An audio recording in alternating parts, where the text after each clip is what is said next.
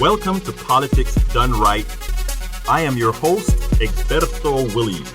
This is the progressive program that will take the mystery out of politics. This is the program that will encourage you to make sure government becomes we the people. Whether you are liberal, conservative, or otherwise, you get to air your point of view. Remember, you can also send me a tweet to EGBERTOWILLIES,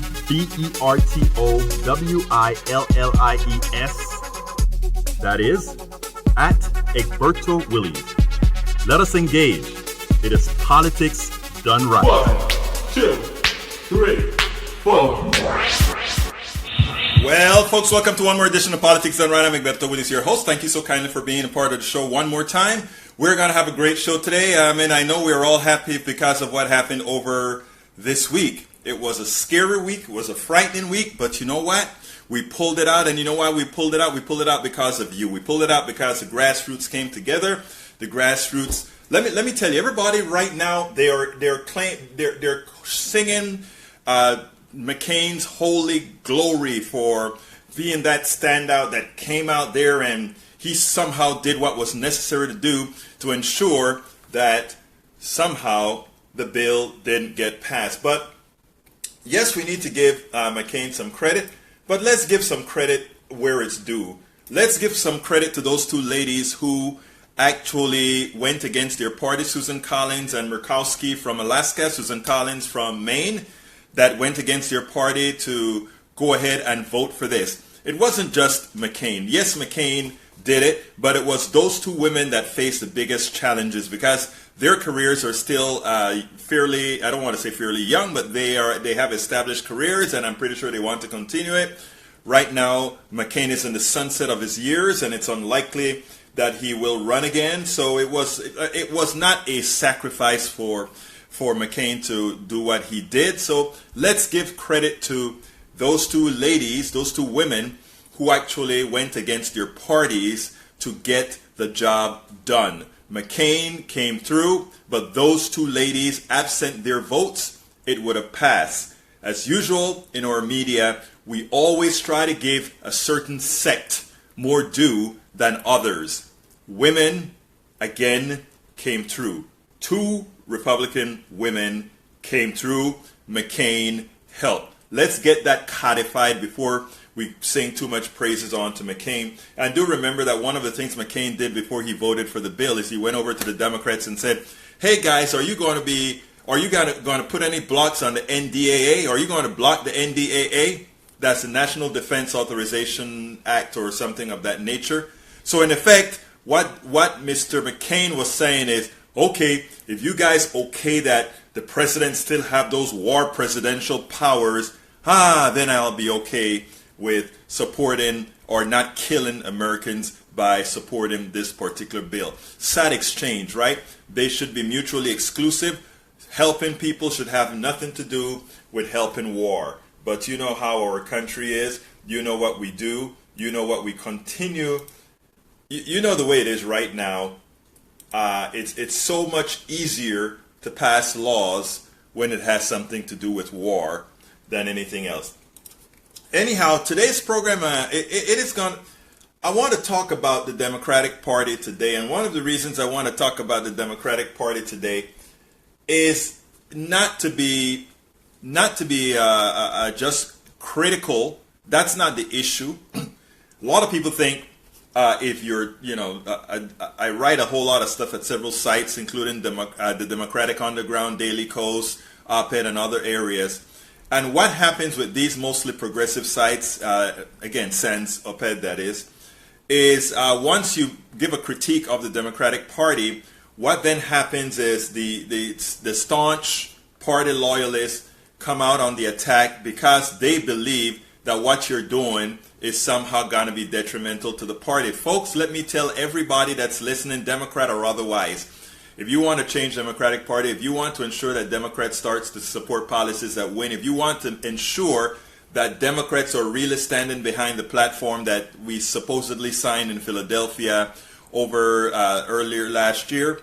We have to put the fire to these people. We have to ensure that the corporate wing of the party dies. And I really mean that, because the corporate ring of the corporate wing of this party is almost indistinguishable, absent social issues, from the Republican wing of the party. They are the same funders, they're the same everything. One of the interesting things that was done with the Bernie Sanders campaign is that he proved that you could raise a whole lot of money by having a whole lot of progressive values to go ahead and support. So what we need to start concentrating on is grassroots. And let's talk about the success of the grassroots. You guys were marvelous. You guys did everything that needed to be done, and you guys got a win. The only reason Murkowski, Collins, and McCain had the backbone to do what they did was because they had the support of the vast majority of Americans, Democrats, Republicans, and alike. Do not ever sit back there and believe that, oh, those crazy Trump voters wanted their health care taken away as well. They just needed to save face and hope that you guys behaved the way you did, that you guys fought the way you fought. And you know what? You saved America. Indivisible, you saved America. Our revolution, you saved America. People for universal health care, you saved America. People for nationalization of health care, you saved America. HNLP, you saved America. You're the ones who went out there and fought. You hit up the offices of the senators. And there are a few Congress people locally. I want to commend folks like Jessica Lee. Jessica Lee, one of our Congress people who have been fighting this battle, who have been having programs throughout the country. In fact, she had one today at 10:30 this morning that I was unable to attend because of this show. But there are a lot of people, Sheila Jackson Lee, that's the person I wanted to talk about, who's been really fighting that battle to really hit hard and ensure that health care, that this destructive Trump care was not passed. But folks, remember, it's not over. This is just a lull. Remember, they will be back. Do not ever not believe that they will be back, because they will. Okay, I think we are back. Sorry about that. For those folks that are listening on Blog Talk Radio as well as on Facebook Live, we temporarily lost the feed. Just go back to the feed and you'll be able to pick us up again. Anyhow, going back to the conversation as far as we were talking about the healthcare bill, remember that it will come up again, and we must stay arranged. But anyhow, what is the program going to be about today? What is the program going to be about today? Today the program is going to be called Democrats' Timidity and Lack of a Bold Agenda Dims 2018 Blue Wave Hopes. Okay? That's important. That is very, very important. Because everybody thinks right now, most people believe that we are going to have a hell of a 2018. I'm going to tell you straight up. If things stay the same as they are right now, we won't. After I do the blog of the week, I'll go in. Hello, Munich, Germany. Video and sound quality good. Thank you very much, Sandy Sandlers in Munich, Germany. I want to tell you guys that no, there will be no blue wave if things remain the same. There will be no blue wave. I know you don't want to hear it, but that's a fact. If we want to have a blue wave, what it's going to take is a change in how we have been doing things, okay? It's going to take a serious change. Unfortunately, the leadership in our party does not seem to believe that. The leadership in our party does not seem to think that anything of substance need to be changed. One of the reasons that is that we have maintained the same leadership in the party. And we can't do that. We cannot hold on to the same old leadership. And this is nothing against the old leadership. I mean, a lot of these guys did a great job in 2006, right? 2006. They brought a supermajority that made healthcare not as good as we wanted it, but somewhat good. They're the ones who made healthcare possible. But anyway, let's get started with the program. Democrats released their new slogan, a better deal, better jobs, better wages, better future, which is completely uninspiring and cookie cutter. It says nothing either Republicans or Democrats alike have implied is their goal.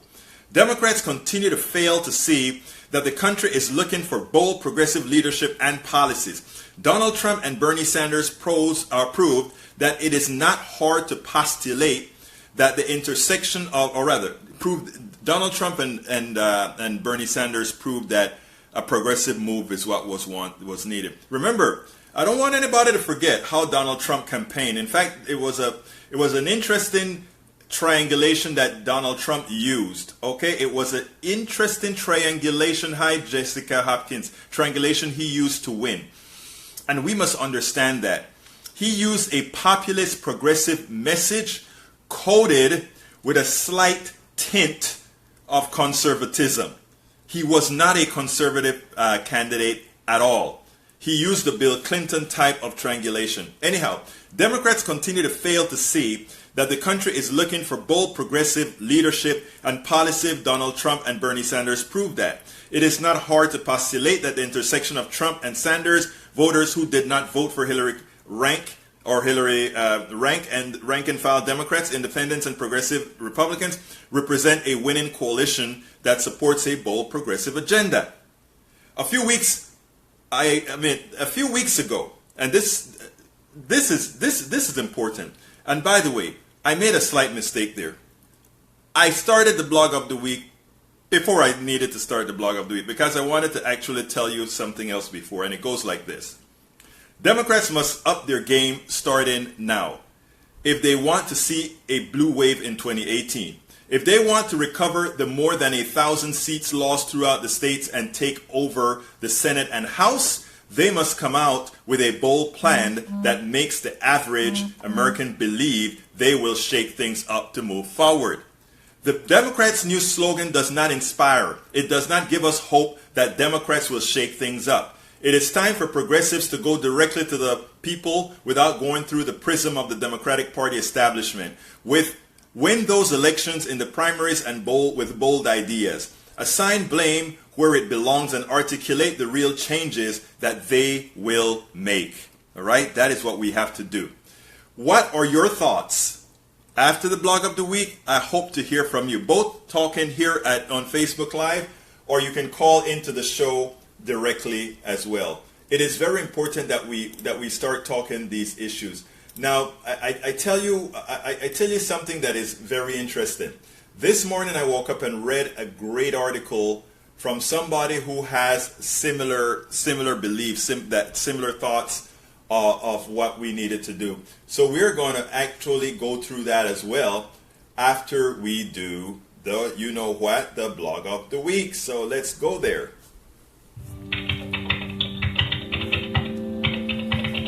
It's time for the weekly blog post. Okay. Está bien. The weekly blog post, which I started to read by mistake earlier on.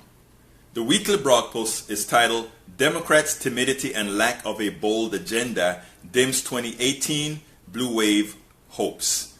And I mean that. Do not sit back there and believe that the Republican Party is in such dire straits that somehow we're going to waltz in and take over the House and possibly the Senate. It ain't going to happen. It will only happen if a bold message is presented to the American people because right now they want to throw everything out.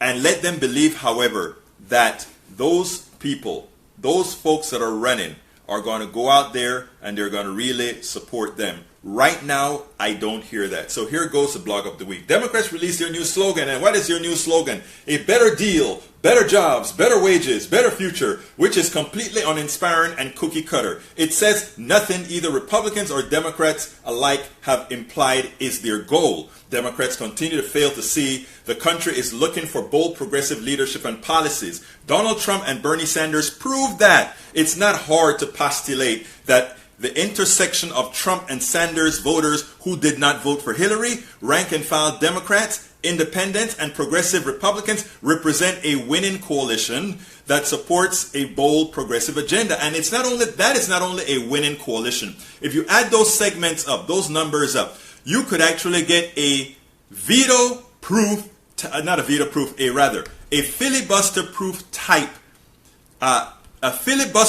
type, of majority in the Senate. If you are, because remember, and this is what a lot of people don't understand, Senate races have nothing to do with gerrymandering. So if you have a message, you can pull senators, and I can enumerate some Republican senators in Republican states that will vote for a progressive candidate they believe is going to make the change that they want. Our message can be presented in a manner that does not seem to be a left-wing, look, I'm a left-winger, okay? But I know how to speak to folks that are conservative, who we can have intersectionalities in values. And that intersectionalities in values over a candidate that's going to just keep the status quo, that progressive will win if the message fits the state. And that is what I'm talking about. Anyhow, a few weeks ago, I wrote an article about Democrats spending too much time on Trump colluding with Russia and not enough on issues that directly affect Americans, and another article about Democrats not fighting the healthcare battle smartly. But the Democratic problems runs deeper. Miles Camp-Layson must-read article in These Times titled "The Democrats' New Agenda is Everything That's Wrong with the Democratic Party," lays it out very well. And that's an article. I have it linked into the blog of the week as well. You need to read that article. But here's what he says. The story of the Democratic Party in 2017 has been one of timidity and stubborn resistance to real change in the immediate aftermath of the party's preferred candidate facing a humiliating defeat in last year's presidential election. Questions swirled over what direction the party would take to respond to the new political reality. With Democrats at their weakest position in decades, having lost over 1,000 seats in states and Congress over the previous 8 years, it appeared that a drastic shift in how the party operated was in store. Of course, we didn't get that. And the party was, this is still him talking, and the party was offered an early opportunity to embark on such a shift with the campaign by Keith Ellison for Democratic National Committee chair. Ellison sported a resume as a bold progressive with popular support from rank and file Democrats and party activists alike. And he presented a clear break with the Democratic Party's traditional establishment. That's an important paragraph that he writes there. Why is it important? Because the type of party leadership that Ellison would have brought would not to forget about establishment candidates. I mean, there are establishment candidates that would do better in certain states. What he was bringing is bringing in that progressive wing that normally goes ignored in the party. And this is not a question that I'm asking. I can tell you, having been to a Bernie delegate in Philadelphia, the scorn with which progressives, or real deep progressives, are treated from the party. And including on the only reason the Democratic platform got as progressive as it did, as we fought in Philly, was because they didn't want a ruckus to show up on national TV when we were at when we were at the convention. So in order for there not to be a ruckus at the convention, they placated much of what Sanders wanted in the Democratic platform. And in the process, it turned out to be a darn good platform. And by the way, I have the platform linked in here as well. Let me continue, however. But rather than embrace the new direction presented by Ellison's bid, party insiders conspired to instead elect Tom Perez, a candidate with much stronger connections to the party establishment wing. The result came as a dispiriting blow to many in the party's base who hoped for a clear break in the Democratic Party leadership. I want to digress here for a second. A lot of people didn't want to fight the battle that Keith Ellison would have brought to the fold. And what battle am I talking about? Well, Keith is a Muslim. Keith had said a few things that were taken out of context about Jews and some other issues.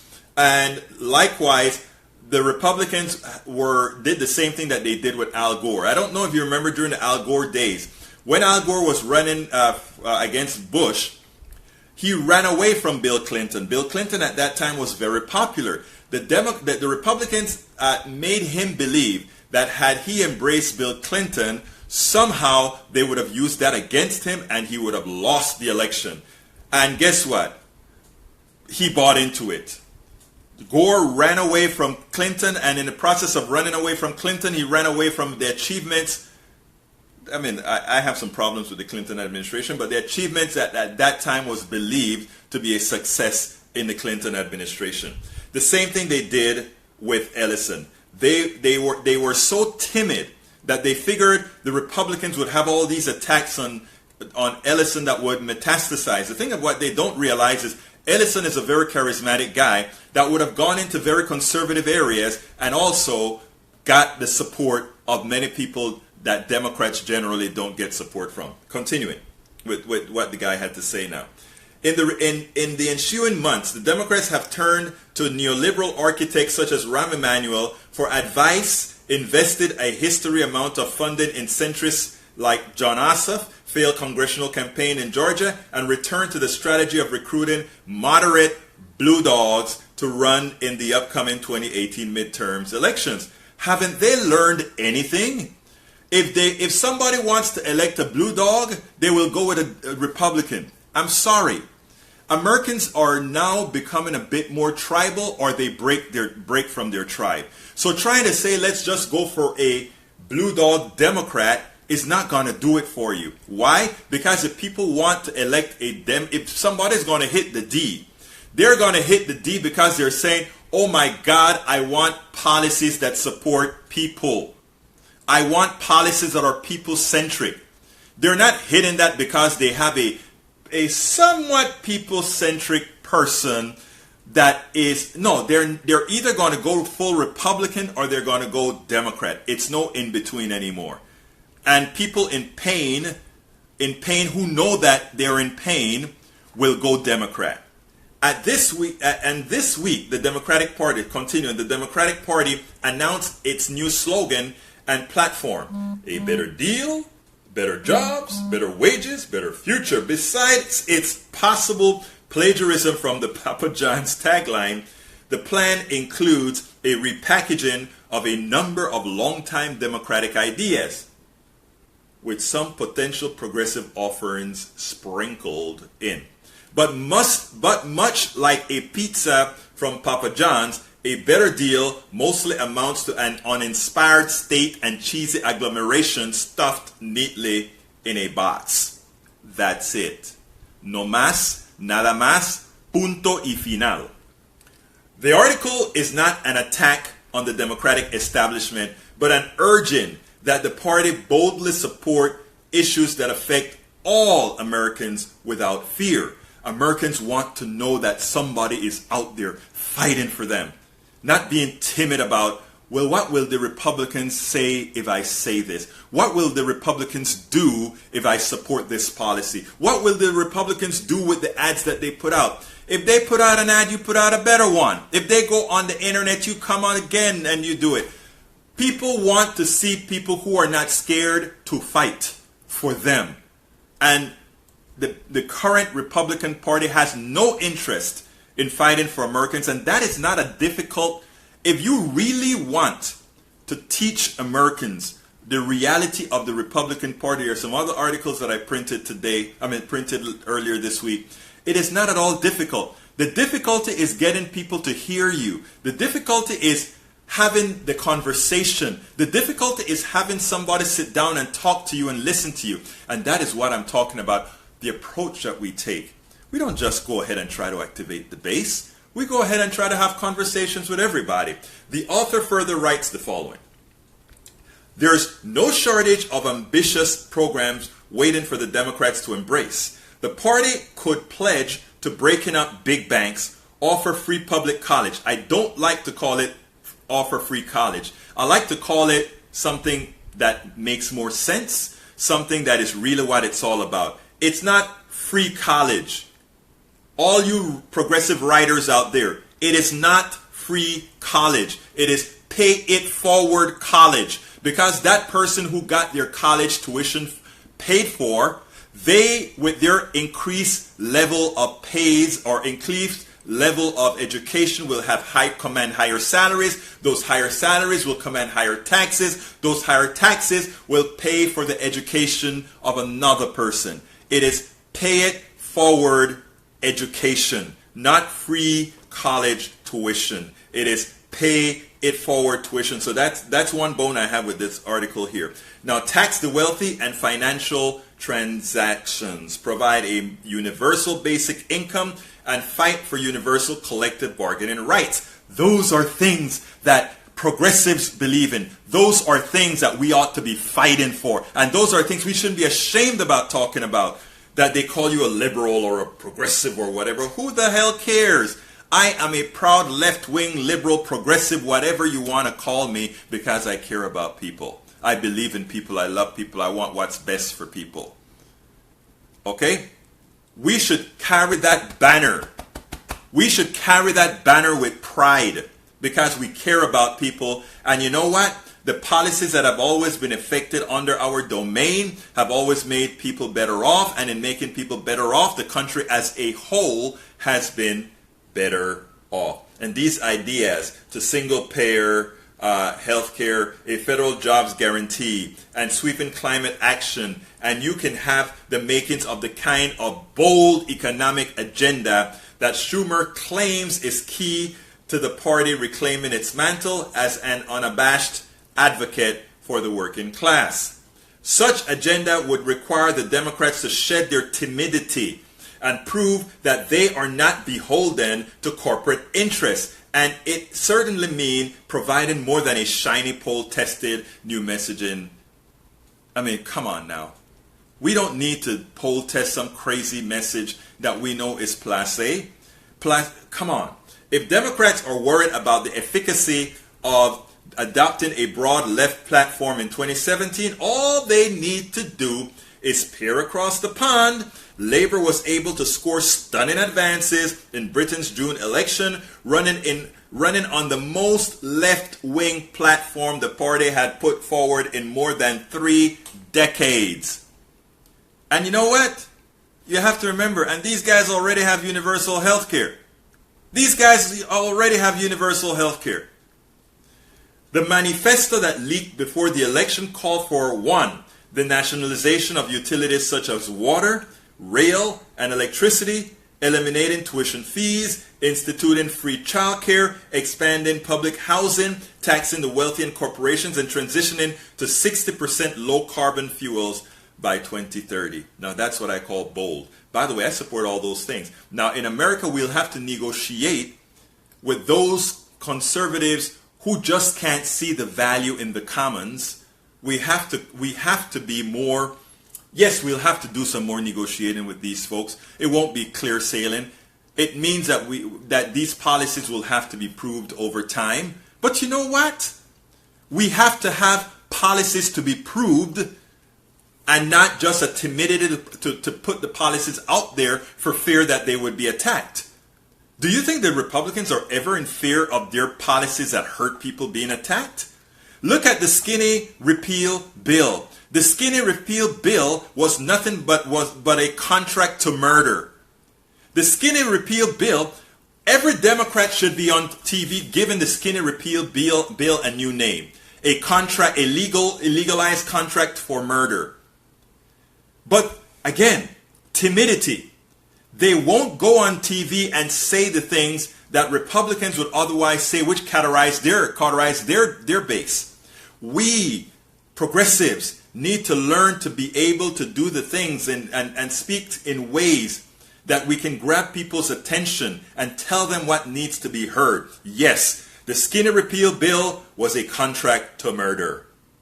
Rather than sabotaging the party's chances, the manifesto was hugely popular and was credited in boosting Labour's late rise in the polls, leading to the shock outcome with Jeremy Corbyn and the party making huge gains and threatening Theresa May's conservative government. We have examples. We have examples of people who run left with all the pressures behind them or in front of them, with the headwinds that they have. They still come out with big positives. Now think about it. Let's go back a bit to Bernie Sanders. With all the pressures, the headwinds on Bernie Sanders, he still did very well, right? He almost did it. Think about it. Suppose he didn't have those pressures. Suppose he didn't have an establishment that was designed to make sure that I don't want to say to make sure he didn't win, because if he had overperformed, he could still have won. But the establishment had no desire for this guy to win.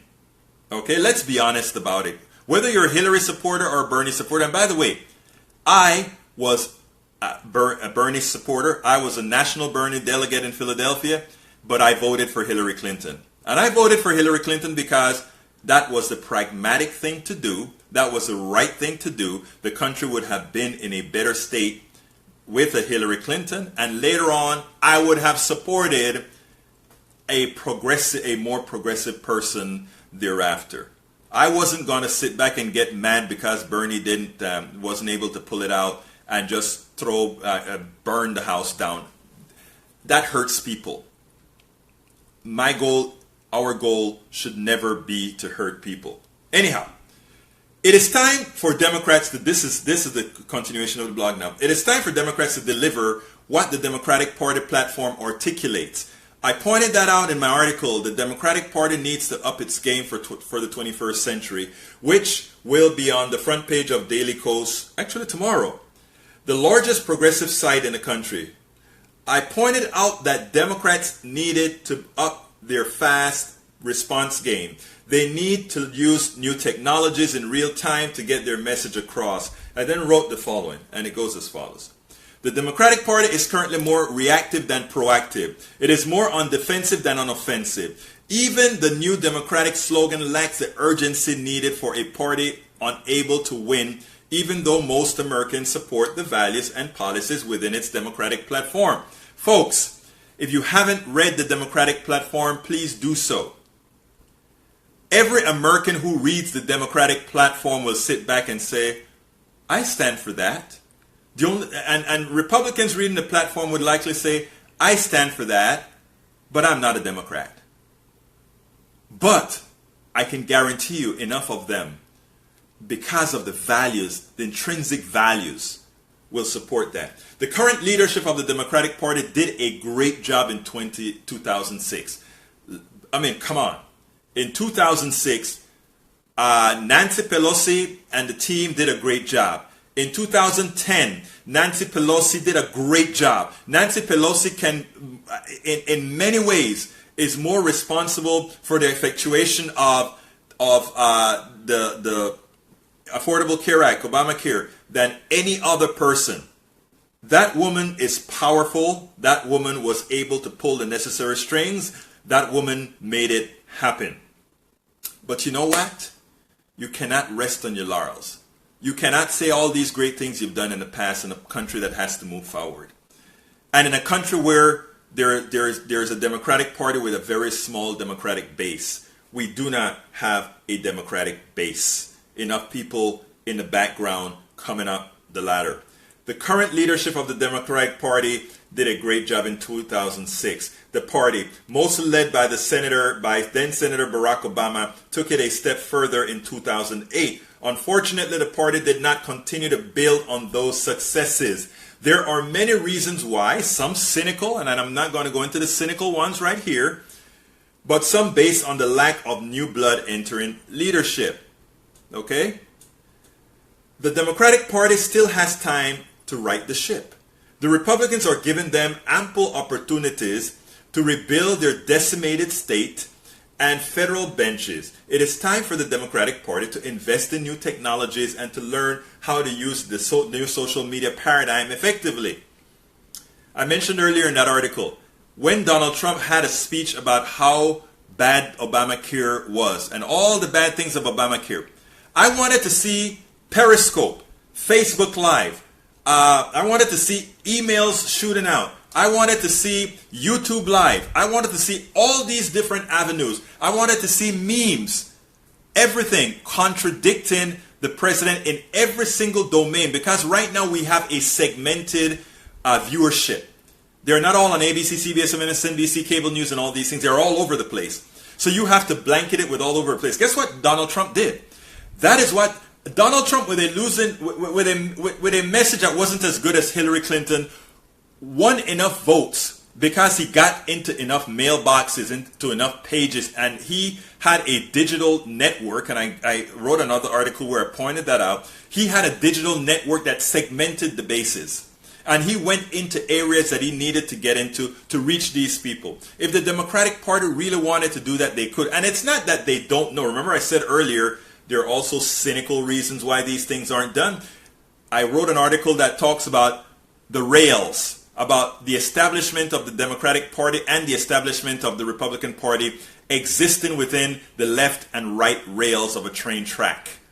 And that what the progressives need to be doing is bending that left rail and forcing, you know those rails are connected through a log.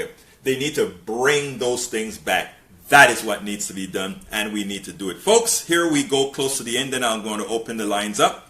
The Democratic Party still has time. The Republicans are giving them ample opportunities to rebuild their decimated state and federal benches. It is time for the Democratic Party to invest in new technologies and to learn how to use the new social media paradigm effectively. Grassroots Democrats are answering the call throughout the country. However, it is imperative that the old guard does not become a hindrance to moving forward. It is time for Democrats to reach beyond the base to form a coalition that can govern. The Democratic Party needs to up its game for the 21st century.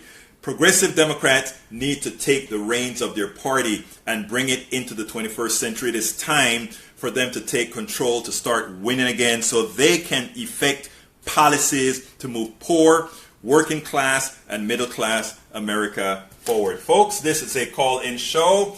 And of course, I read what you're writing on Facebook Live as well.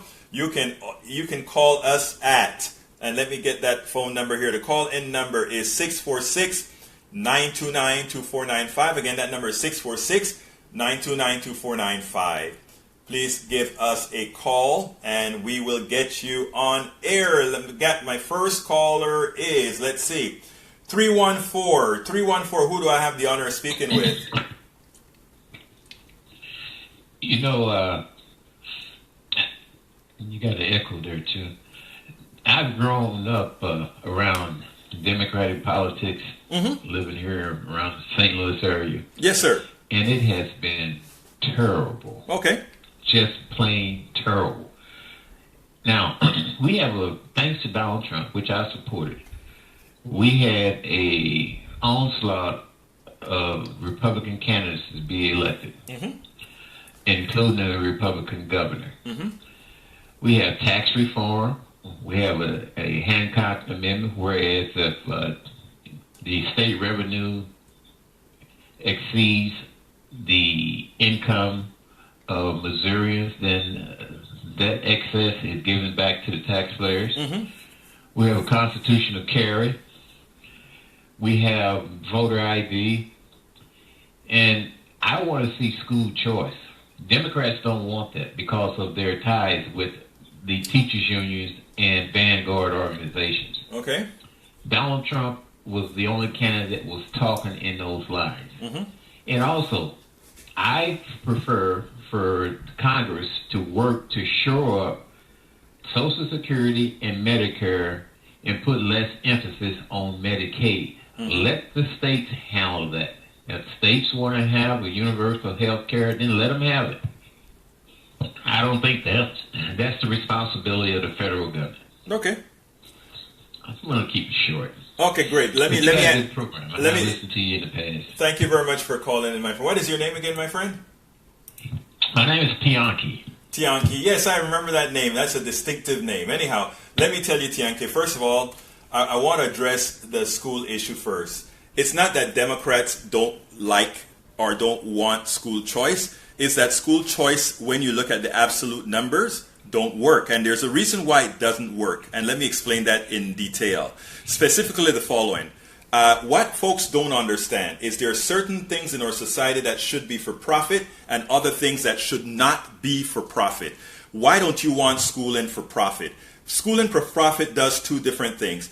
The first person that has to be taken care of is the shareholders of the corporation that runs the school. In so doing, it means that they have to minimize costs. And what are the cost minimization factors? One, we have to pay teachers less. Number two, we have to ensure that the students that we bring into those classrooms are not the students that are going to cost us the most to educate. Three, it also has proven from real data, because we're here in Houston where we have charter schools, etc., and in other places where there are charter schools, they definitely do not perform. They perform at the same level or worse than public school, and that is not at all hard to understand when you look at the numbers. In school and in education and healthcare, profit is really a detrimental expense. People who believe in the free markets refuse to accept that the free markets do not work for everything. If I remember from the last time you called in, I remember my callers very well, you're in the construction business.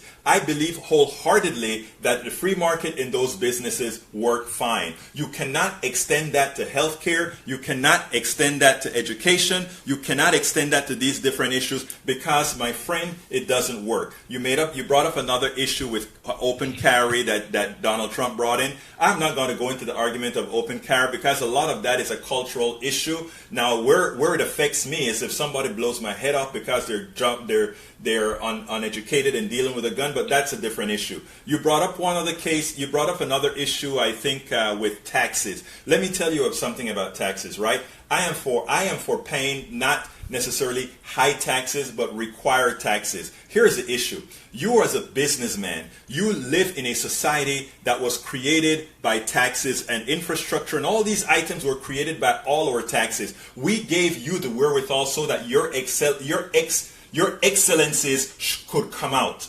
The problem we have is a lot of people whose excellences were dependent on taxes paid by previous generations and taxes in general. What has happened to those people is as soon as they've made it, they are certainly becoming agnostic to taxes. The reality is, I believe in the right amount of taxes being collected. If you want to be honest, corporations get too much of a break on taxes while the average American citizen pays too much. There are certain parts about taxes that we should be very cognizant of. Why is it that people who make their money off of investments pay a lower tax rate than those who go out and do a work with their hands, those who go out and work every day? It is not warranted. It is unfair that those people who can sit down at their pool, who have invested their monies and make money off of their investments, but while a person who invests in their labor, who could lose a finger, who could lose a hand, who invest their bodies, who put their bodies at risk, will pay a higher tax rate. It's a moral issue, and it's an issue that's worth discussion, but I appreciate what you had to say, Tiana. Look, can I reply to two of the things you made mention? If it's quick, because I got to go to another caller, but please do. I'm going to do it real quick. You know, when blacks oppose, right. And I've been following education as applied to black children since the 1970s. Yes, sir. Yes, sir. School choice is the best option. When black parents oppose, they say they want school choice with vouchers. Sure. Who would know better than the parent?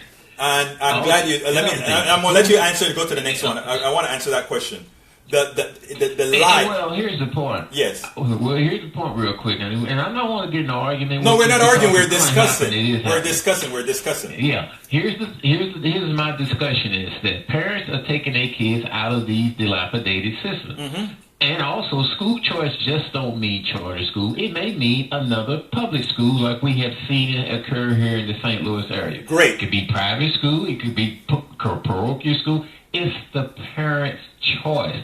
Like the lady in Ohio that faced 5 years for putting her child in her adjoining school district where her father lived, and one up in New Jersey. If you hadn't had school choice with vouchers, those women would not have went to prison. And, we wouldn't be talking about that as a negative as today. But anyway, you have so much time. Maybe we can discuss sometime in the future. Yeah, great. And I just want to I want to make mention that I agree with you that school choice, as far as having another if a particular public school is bad, I am definitely for that parent being able to move them to a good public school. Now, again, I do not want tax dollars going into parochial schools or tax dollars going into charter schools. I want all tax dollars invested into the public school. Now, you made mention about the dilapidated schools. A lot of schools are dilapidated for the same reason those people who support those policies don't want to pay taxes that will support those dilapidated schools. But we're going to have this conversation another time. We have this show on a weekly basis, and I'd love to continue into eternity, my friend. Okay? Thank you, Tianke. Let me get to, I think this is John. Come on in, John. Yeah, first of all, I want to address, I don't know if Tianke hung up or not. No, he's still here. Yeah, okay, well, one thing that people who have followed Trump know about him is that he is a pathological liar.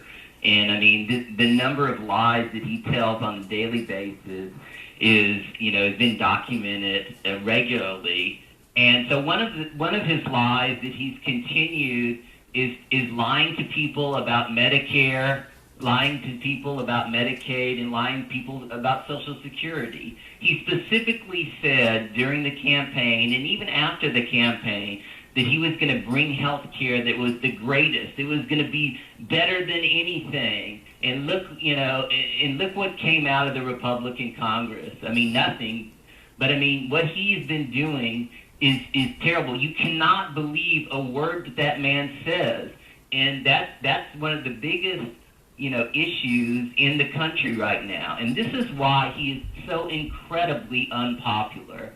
If you look at his numbers, nobody since the history of modern polling has been as unpopular at the 6-month point is Donald Trump. And that is just a fact.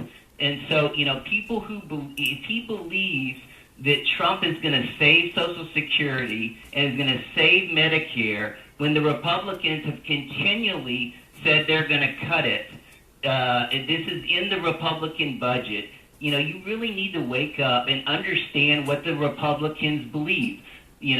All of the oligarchs and the plutocrats that run the country, that people like the Koch brothers, Sheldon Adelson, and all those people, that's who they're taking directions from.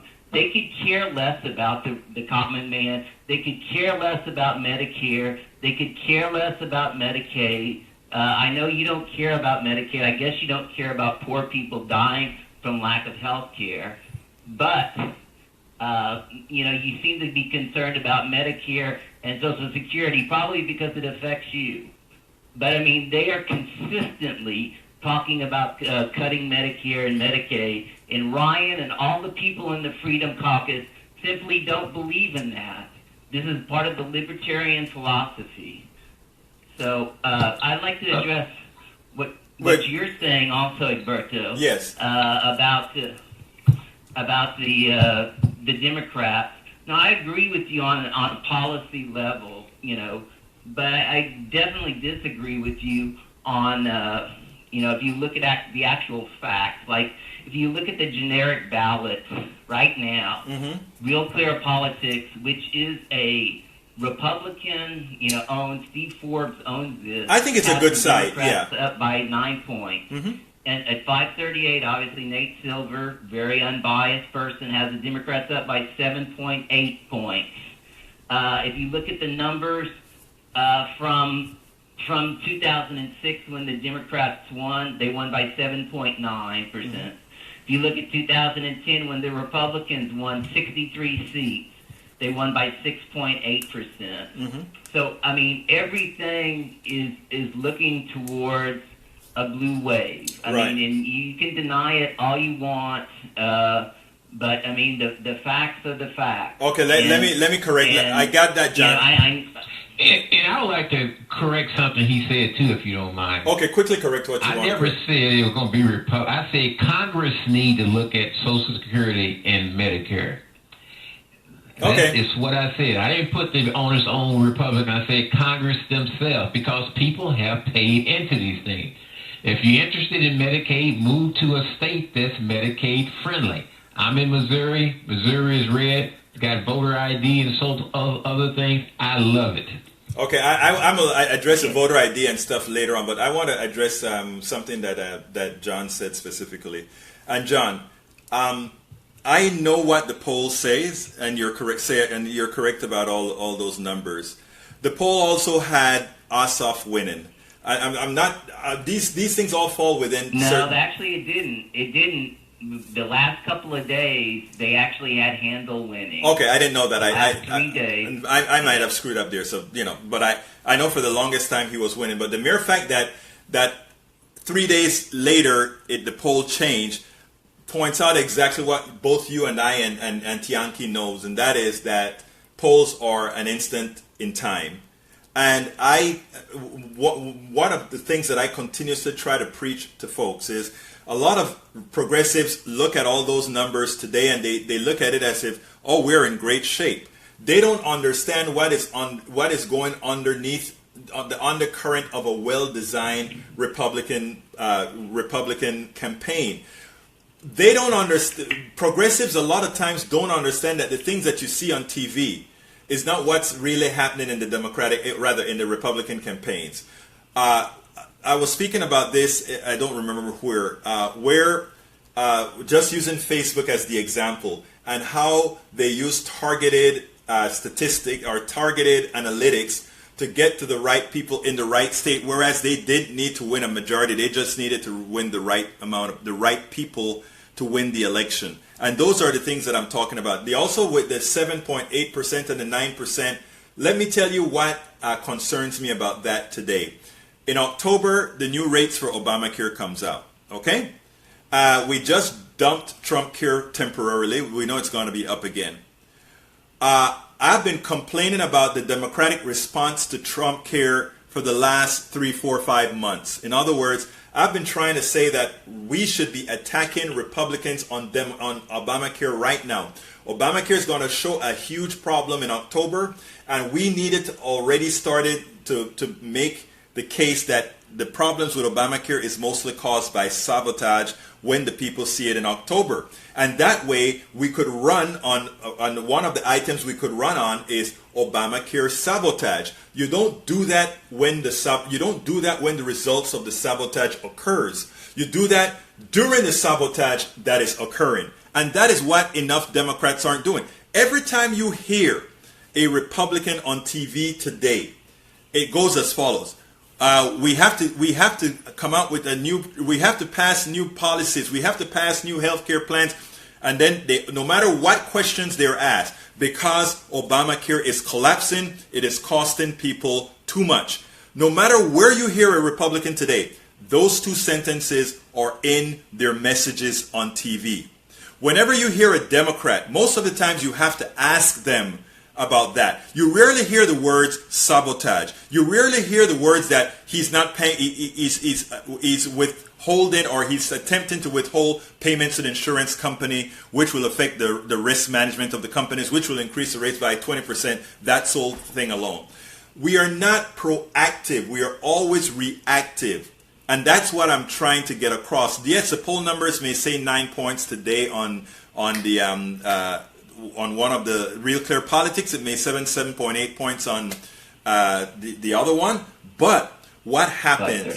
On 538. What happens, my friend, when those numbers come out? We know the sabotage began long before, but we're not preparing people for that reality. Go ahead, sir. I mean, we've had this discussion about 5 times, and Yes. every time I disagree with you, and just in the last week, just when I go on the treadmill and I watch cable TV on the Yes. treadmill, I see every Democrat that's injured, and they do talk about this, and they are talking about this, and as long as Trump keeps saying we're going to let Obamacare implode, you don't think that Democrats are going to be using that, time after time? The first part of a commercial is going to be, Kaiser Healthcare and all these other healthcares that are factual places that are saying, everything. This wasn't imploding. Almost every fact-based journalistic endeavor says it wasn't imploding. Only the rates were a little bit high on the people who didn't have subsidies.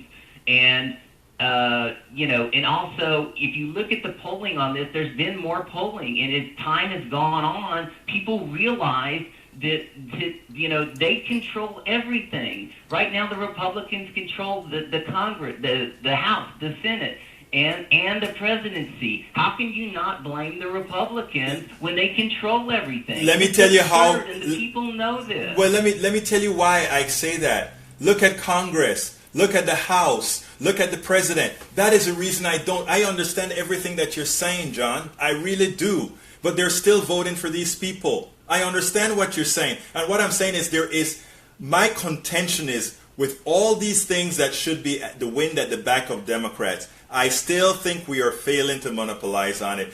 I believe the numbers. I mean, I'm not arguing the numbers with you. I'm arguing what's going to happen in 2018. I would love to see a blue wave. I want to see a blue wave, but I don't think we're working smartly for a blue wave. That's all my contention is. And I think and my fear. Look, remember when you come and say things like these numbers are great, I always come back and say yes, but Trump is president. When you say all the the generic polls were also positive in 2016, as I recall, not 7 points, but it was also positive. But we got a very robust Republican House. A lot of the pollings for these senators. No, Democrats actually won seats. Actually won. Yes, I understand that. I understand that. I really do. But look at the Senate as well. My thing is, we need to win, and I. Won seats in the Senate. Yes. 52-48. I understand that.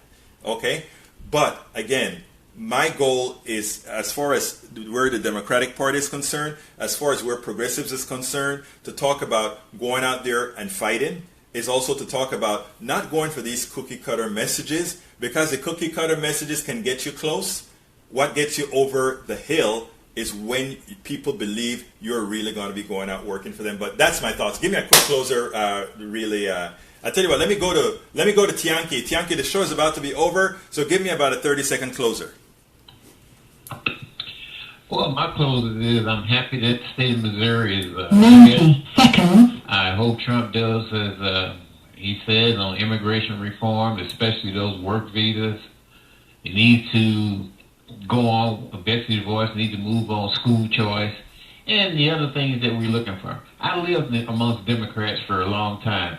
The Democratic Party has been terrible here in certain congressional districts in Missouri. I'm tired of it. Thank you very much, Yankee. Go ahead, John.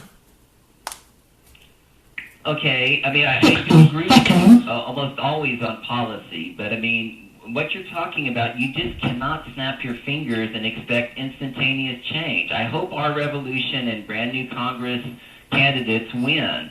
I mean, I'm going to be pushing for that, tooth and nail, and hopefully there will be a change. Mm-hmm. But I'm hopeful. I'm very hopeful. I am hopeful but, too. I mean, so we just got to go from there. Thank you very much, John. Folks, as John said, we have to be hopeful. Things don't change in a day. He's absolutely right. That is one of the reasons that I do what I'm doing, and that is the reason that I intend to continue putting the pressure on the parties, on progressives, to go out there and do what, in my humble opinion, I think we have to do. Thank you very much, John, for being here. Thank you, Ms. Tianke. Thank you, everybody. This is Politics Done Right. I'm Egberto Willies. Please continue to share these shows because this is how we're going to keep people informed. You guys have a wonderful rest of the afternoon.